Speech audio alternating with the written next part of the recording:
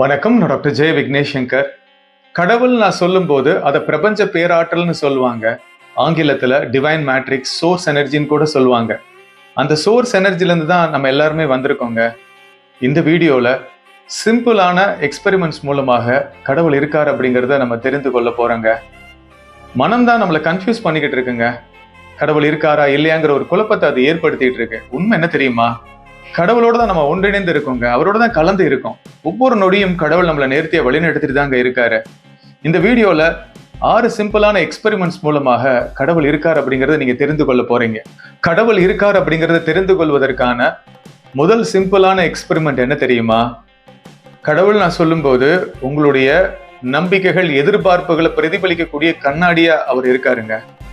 உங்க மனதில் என்ன மாதிரி நம்பிக்கைகளை உருவாக்கி வச்சிருக்கீங்க, என்ன எதிர்பார்ப்புகளை நீங்க உருவாக்குறீங்களோ அதை சார்ந்த விஷயங்களை தான் பிரபஞ்ச பேராற்றல் கடவுள் உங்க முன்னாடி கொண்டு வந்து நிறுத்துவாங்க.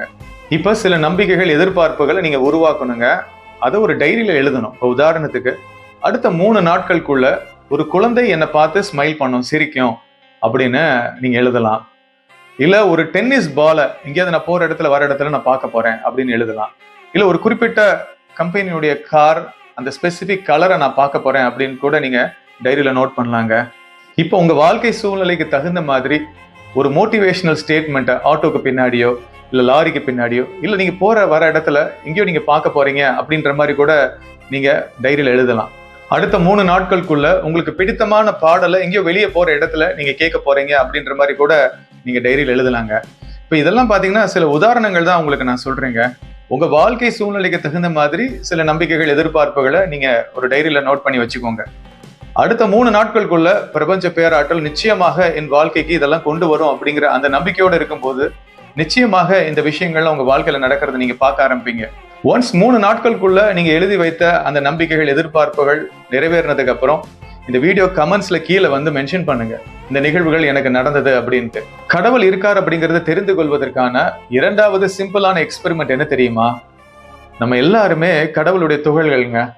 மனதளவுல, உடல் அளவுல வேணா நமக்குள்ள வேறுபாடுகள் இருக்கலாமே தவிர, ஆனா நமக்குள்ள இருக்கக்கூடிய அந்த கோர் எசன்ஸ், அந்த சோல் கான்சியஸ்னஸ் எல்லாமே ஒண்ணுதாங்க. நம்ம எல்லாருமே டீப்பர் லெவல்ல இன்டர் கனெக்டட் தான். நம்ம இன்னொருத்தருக்கு செய்யற விஷயம் அது நமக்கே நம்ம செய்யறோங்க. அது நன்மையா இருந்தாலும் சரி, தீமையா இருந்தாலும் சரி. அடுத்த 3 நாட்களுக்கு நீங்க என்ன தெரியுமா பண்ண போறீங்க? உங்களுடைய நெருங்கிய உறவினர் இல்ல நெருங்கிய நண்பர் யாராவது ஒருத்தர் தேர்ந்தெடுத்துக்கோங்க. கடந்த சில வாரங்கள், மாதங்கள் அவங்களோட நீங்க தொடர்புல இல்லாம இருக்கணும். அந்த மாதிரி ஒரு நபரை தேர்ந்தெடுத்துட்டு அடுத்த 3 நாட்கள் காலை மற்றும் இரவு 2 நிமிஷத்துக்கு அவங்கள பத்தி பாசிட்டிவா நீங்க நினைக்கணுங்க. அவங்கள ஆசீர்வதிங்க. அவங்களுக்கு என்னென்ன விஷயங்கள்லாம் பாசிட்டிவா நடக்கணும்னு நினைக்கிறீங்களோ அதெல்லாம் நடந்ததாக நீங்க விஷுவலைஸ் பண்ணுங்க. இந்த மாதிரி தொடர்ந்து 3 நாட்கள் காலை மற்றும் இரவு அந்த குறிப்பிட்ட நபரை பத்தி நீங்க நினைக்கும் போது அந்த 3 நாட்களுக்குள்ள அந்த நபரே உங்களை தொடர்பு கொள்வாருங்க. இதுல முக்கியமான கண்டிஷன் என்ன அப்படின்னா, இந்த 3 நாட்களுமே நீங்க எல்லார்கிட்டையும் அன்பை தான் வெளிப்படுத்தணுங்க. உங்களுக்கு பிடிக்காத சில நபர்களும் இருப்பாங்க. அந்த நபர்கள் கிட்ட இருக்க பாசிட்டிவான குணங்களை பார்த்துட்டு அவங்க கிட்டே அன்பை வெளிப்படுத்துங்க. இந்த மாதிரி ஒரு எனர்ஜியை நீங்க வெளிப்படுத்தும் போதுதான் யார்கிட்ட இருந்து கம்யூனிகேஷன் நீங்க கிடைக்கணும்னு நினைக்கிறீங்களோ அவங்க உங்களை இந்த 3 நாட்களுக்குள்ள தொடர்பு கொள்வாங்க. நம்ம எல்லாருமே டீப்பர் லெவல்ல கனெக்டடா இருக்கிறதுனால நீங்க ஒரு குறிப்பிட்ட நபரை பத்தி பாசிட்டிவான சிந்தனைகளை வெளிப்படுத்தும் போது அந்த பிரபஞ்ச பேராற்றல் அவங்களுடைய ஆள் மனதுல அந்த இன்ஃபர்மேஷனை கொண்டு போய் சேர்த்து அவங்களே உங்களை தொடர்பு கொள்வதற்கான சாத்தியக்கூறை ஏற்படுத்துங்க. கடவுள் இருக்கார் அப்படிங்கறத தெரிந்து கொள்வதற்கான 3வது சிம்பிளான எக்ஸ்பெரிமெண்ட் என்ன தெரியுமா? பணம்னு நான் சொல்லும் போது அது எனர்ஜிங்க, ஆற்றல். பணம் யாராவது உங்களுக்கு கொடுத்தாங்க அப்படின்னா அதை நன்றி உணர்வோடு வாங்குங்க. மனசுக்குள்ள ஆத்மார்த்தமா நன்றி சொல்லுங்க, பிரபஞ்சத்தை நினைச்சு, இறைவனை நினைச்சு. அதே மாதிரி யார்கிட்டலாம் நீங்க பணம் கொடுக்குறீங்களோ, அது கடையில போய் சின்ன சின்ன பொருட்கள் வாங்கினா கூட அந்த பணத்தை கொடுக்கும் போது உணர்வுபூர்வமா நன்றியை வெளிப்படுத்தி அந்த பணத்தை கொடுங்க. அதே மாதிரி ஒரு இன்டென்ஷன் நீங்க வெளிப்படுத்தணும், ஒரு நோக்கத்தை வெளிப்படுத்தணும். அது என்ன தெரியுமா? அடுத்த 3 நாட்கள் நான் வெளியில போகும்போது இந்த 1 ரூபா 2 ரூபா காயினை நான் கீழே பார்க்க போறேன் அப்படிங்கிற அந்த இன்டென்ஷனை வெளிப்படுத்துங்க. நிச்சயமாக அந்த பிரபஞ்ச பேராற்றல் என்ன தெரியுமா பண்ணோம்?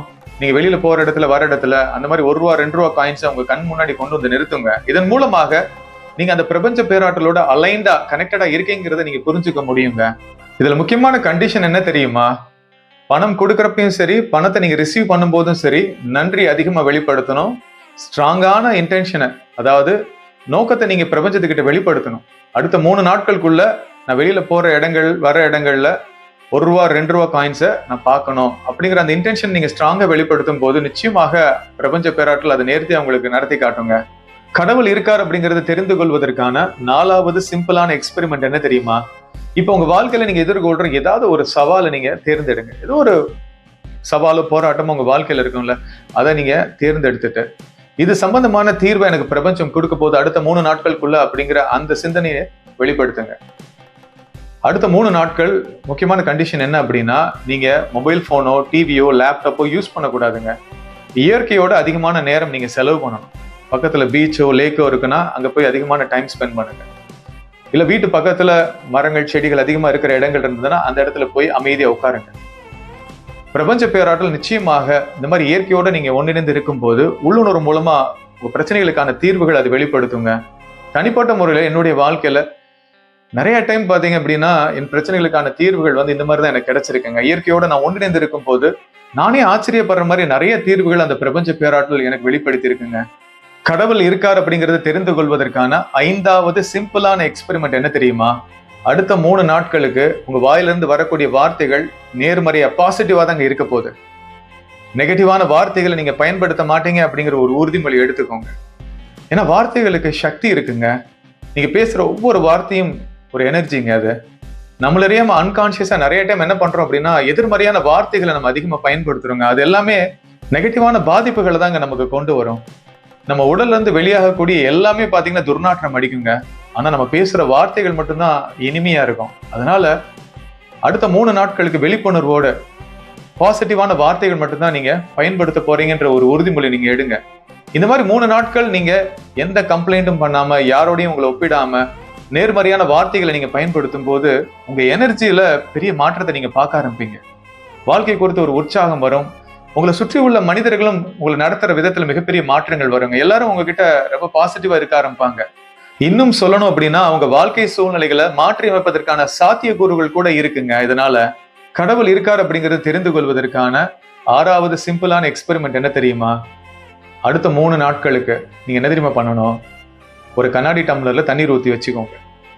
அதுக்கப்புறம் காலை மற்றும் இரவு நான் சொல்ற மாதிரி நீங்க பண்ணணும். அந்த கண்ணாடி டம்ளர்ல இருக்கிற தண்ணீரை நீங்க உங்க முன்னாடி வச்சுட்டு உங்க 2 கைகளை இந்த மாதிரி நீங்க தேய்க்கணும். 1 நிமிஷத்துக்கு நீங்க தேய்க்கணுங்க. தேய்ச்சி முடிச்சதுக்கு அப்புறம் அந்த கண்ணாடி டம்ளர் நடுவில் இருக்கணும். உங்க 2 கைகள் இப்படி வச்சுட்டு உங்க கைகள்ல இருந்து அந்த டிவைன் ஹீலிங் எனர்ஜி அந்த தண்ணீருக்குள்ள போற மாதிரி இன்டென்ஷனை வெளிப்படுத்துங்க.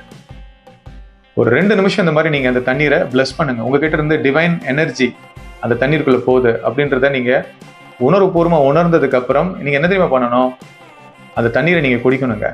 தண்ணீரை குடிக்கும் போது மன ரீதியான சில போராட்டங்கள் நீங்குது, இல்ல உடல் ரீதியான சின்ன சின்ன வலிகள்லாம் உங்களுக்கு இருக்குங்க. அதெல்லாம் உங்ககிட்ட இருந்து நீங்குது அப்படிங்கிற உணர்வோடு அந்த தண்ணீரை நீங்க குடிச்சீங்கன்னு வச்சுக்கோங்களேன், 3 நாட்களுக்குள்ள மனதளவுல உடல் அளவுல நல்ல மாற்றங்கள் நீங்க பார்க்க ஆரம்பிப்பீங்க.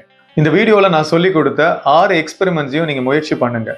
அதுல கிடைக்கிற ரிசல்ட்ஸை இந்த வீடியோ கமெண்ட்ஸ்ல கீழே மென்ஷன் பண்ணுங்க. ஏன்னா அது நிறைய பேருக்கு மோட்டிவேஷனா இருக்குங்க.